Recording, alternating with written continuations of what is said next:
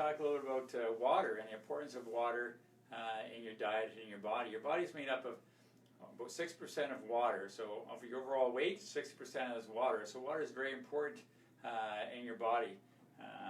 Your brain and heart are made up about 73% of water. Your lungs about 83%. So yeah, water is a very big part of your body. So why is water so important? Well, one thing it does is it regulates your body temperature.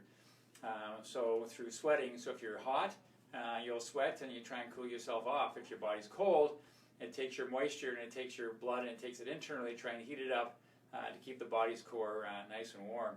It also protects your cells, so your eyes, your mouth, your nose, all these things need moisture to protect themselves, especially from keep yourself from getting sick. Your dry eyes and dry mouth. Every cell in your body has water in it. It has to be at a certain percentage for the cells to work properly. For the chemical reactions and the enzymes to work properly, there has to be so much water in the cell. But also the cell needs the water to excrete its waste. So as the cell's working, it's creating waste and has to get rid of it somehow. So it takes the water out of the cell into your bloodstream to excrete the waste. Urine, big way with water. You need urine to excrete the waste of your body. So water is very important for that. Also your bowels. If you're not getting enough water in your bowels, you're going to get constipated, and you're not going to excrete the waste that way either. Digestion all starts with the saliva in your mouth. Saliva is water. That's where the enzymes start breaking down the food. Again, it gets into your digestive tract.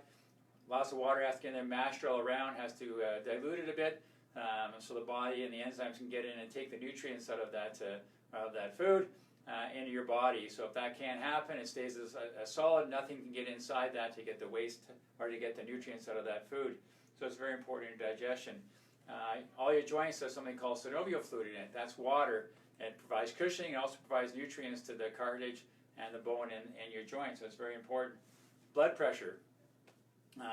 You need water in your circulatory system, in your veins and your arteries to keep your blood pressure up. If you don't have enough water, what can happen is your blood pressure is going to drop. And when you get up from sitting and stuff, you're going to start to faint because you don't have enough water in your system. A lot of your weight plans will also include water as an important part of the plan. One, it makes you feel full when you drink water, so you're not going to eat as much. The other thing is that the toxins in your body like to bind to water, and if you're not excreting or have enough water, these toxins can become very concentrated. So you need the water to kind of flush all these toxins out, but again, it also makes you feel full with it. Well, how much water do you actually need in your every day to maintain your hydration? Well, that's an interesting question. It's really based on your weight, your diet, and your exercise level. So they say the max amount of water you should get every day, just water, is about 1 ounce per pound. So if you're a 200-pound person, you should get 200 ounces of water, which is 25 cups, which is a lot of water. That's kind of the maximum amount you should get in. They also say that if you don't exercise, you may stay at the bottom level, which is more about half of that, so maybe more of 100 ounces. So you're looking at about 13 cups.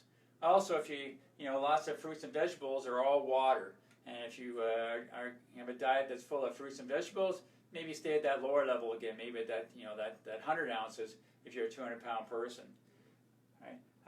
How to get your water in your system? Well, water is water.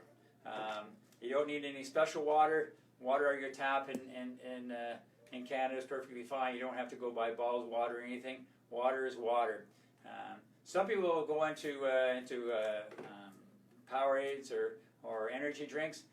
They're fine. If you're exercising, they're fine. But because it's replacing all the electrolytes and everything you are sweating out when you're exercising. But these are very full of sugar, so they're not the healthiest thing for you. But if you're exercising a lot, it may be something you're interested in. You can also go on Dr. Google and find a recipe for your homemade type of energy drinks. Usually it's baking soda, some water, some lemon, some honey, and create your own drink that doesn't have as much sugar in it. Also, again, getting your fruits and vegetables. Lots of fruits and vegetables are made up of mostly water. You can get your water from those sources. People that think that tea and coffee and beer and wine provide water for them. It does provide water for you, but they are also diuretics. So as much as you take that in, you're going to kind of pee it out. So you're not really getting ahead as far as your hydration is concerned. So don't count that as far as your intake of water. Well, how do I know if I'm getting enough water? Well, one thing is to check your urine. If you go pee and the water is nice, your urine is nice and clear, chances are you're getting enough water. If you're finding it's getting a little darker, it's kind of yellow, chances are there's a little bit of concentration of toxins in there. You're probably not getting enough water in your system. So get a little more water. Also, if you're finding a little confused, your brain again is 73% water. If you're not getting enough water, it can cause some confusion. Also, constipated. We talked about that before. If you're constipated, maybe something to do with your water intake. Muscle aches and pains, dry eyes, dry mouth, dry nose. These are all signs you may be a bit dehydrated. Your skin, if you're finding your skin is kind of getting red, it's getting dry, it's starting to crack. These are all signs, again, that you may be dehydrated. So you want to make sure you're getting enough water in your system. As I mentioned, look at 1 pound per ounce on the high side and about half of that on the low side, and check your diet.